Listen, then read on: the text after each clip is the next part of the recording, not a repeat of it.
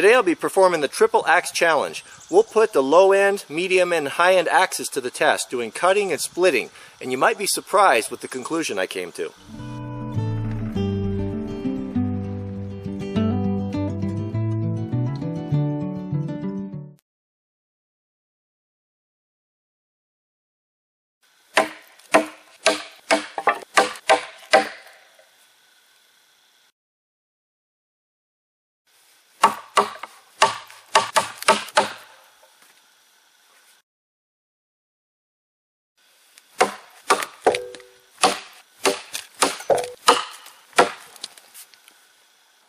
So first off, let's look at the S-wing here. As you can see, 7 strokes there. We're not a lot of great penetration. Didn't chip the wood out very good, and actually just didn't cut very good at all. I swung this hard. It's a 26 inch, I believe. It's the longest of all the axes. So this one here should have had a lot of leverage, but not a lot of follow through. And you would have to work very hard, much harder, to get through this log with the S-wing. Here we have the Grand Forest Brooks. Yeah, this is a little bit smaller axe. The large forest axe would be a better comparison between these two, but but I think it's still valid because it shows us, what can we expect from the tools, because the decision on the axes is probably going to be between this size and the 24 inch, like the Hunter's axe from Autine and John Neiman. But you can see here, very good cutter, nice clean cuts, good chips, good chunks, definitely a usable tool. It wouldn't take that long to get through this log with the small forest axe. Now this is what I was talking about yesterday. Look at that. Look at the cleanness of the cuts and the chips. That's all with the 7 strokes. It's almost through there. 2 more hits and I'd have that thing in half. But just look at the cutting ability.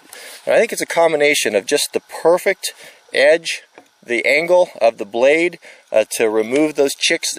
They just chunk out. But I mean, just look at the comparison between these cuts.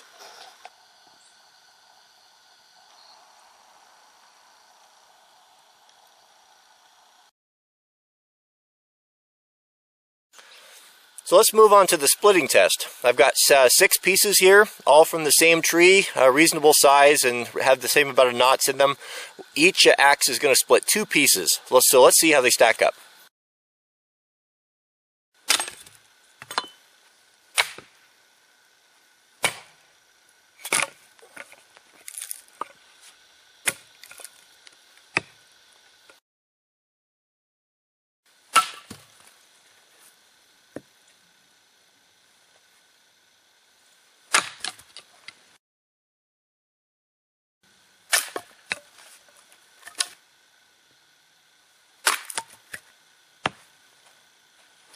So what's my conclusion on the splitting abilities of these? Well, the worst was this one. That surprised me. I thought with that big wedge on there that would be the best splitter. What I have found is that the cutting edge is too long. You have to cut through too much before you reach that wedge, and you start to slow down, and by the time you get wide on there, you no longer have enough momentum to go in. And I also noticed that this one had a tendency to want to glance. I glanced on several pieces there. I retried a couple of them, and I felt like I didn't have very good control over it. This isn't super scientific, but that's just my opinion. I do this a lot, so I'm used to things working a certain way. I didn't trust it. I don't know. It didn't seem to be great. The Grand Forest Brooks just didn't have enough weight. It didn't carry quite as well, and it also had a tendency to want to glance and to flake off. But it was a superior splitter to the S-wing. As you can see there, the cutting edge is not near so. Look how long that is. That's too long. Too long for splitting. Maybe okay for cutting, but not so good. The one that I didn't have to go back through and retry and do things with, maybe it was the luck of the draw, maybe it was the logs. They all look very similar here. Actually, one of the bigger ones I used on the Autine axe was 1 cut, 1 split. Here's the first piece. It just split. The axe went right into the stump. The second one, easy. 1 piece, 1 split, went into the stump. It bit. It split immediately. it was hands down. I mean, it shocked me, the difference. It just shocked me, the difference. So I think what we have here is a good combination, almost just an ideal combination of good cutting, as you saw back there, and good splitting. So for a second splitting test, I got some bigger pieces here. These are all cut out of the same tree. There's no knots in them, Doug fir, and we'll see how the 3 axes stack up.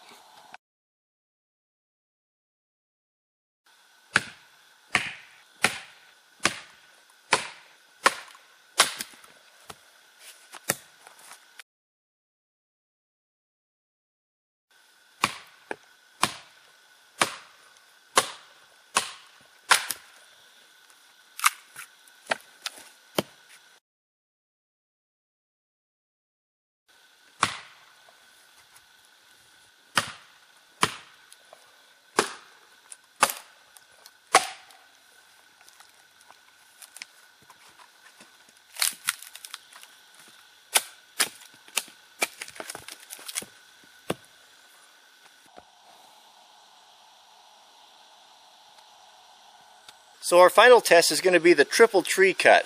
I'm going to do 3 cuts, 2 up and 1 under notch, and we'll see how they perform.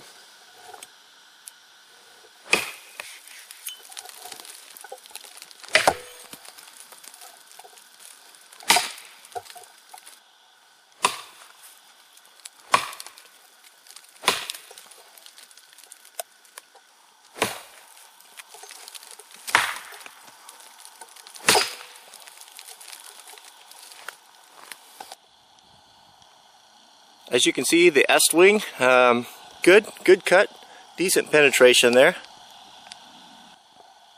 Here you have the Grand Forest Brook small forest axe, also even deeper penetration. That's good for a small axe, but such a good design that you can see that it's starting to wedge and to chip out. You know, one more hit, that whole chunk would have chipped out there. So nice cut. That's a nice cut there too.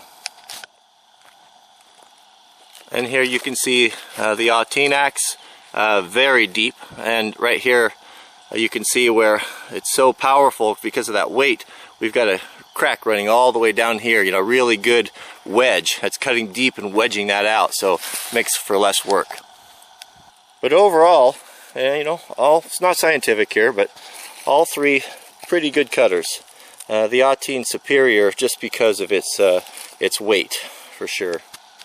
So I have some very disappointing news about the 18 axe. After this test, you can see that the head is loosened. That handle was not fitted properly to the head. That should have never happened. That's very disappointing. I don't know if Janice and his sister will be watching this, but I'll let you know if I hear from them and what they would propose to do about it, because that's very disappointing. See, the head's worked loose.